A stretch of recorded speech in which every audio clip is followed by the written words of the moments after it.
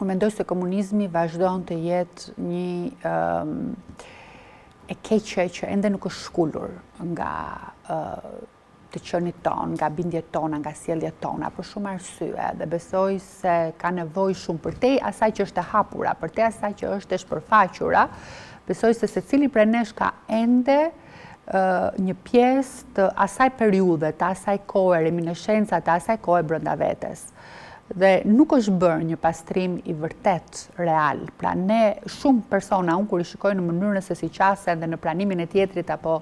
në sjelljen, ata që janë që ndoshta her pas here deklamojnë dhe deklarojnë një me shumë forcë urrëtie ndaj atij sistemi, në fakt përdorin dhe sillen metodat e atij sistemi për të mos pranuar opinionin e tjetrit, për të pasur vetëm opinionin e tyre, për të mos qenë bashkëpunues, gjithpranues që të krijohet një dialog real në vend.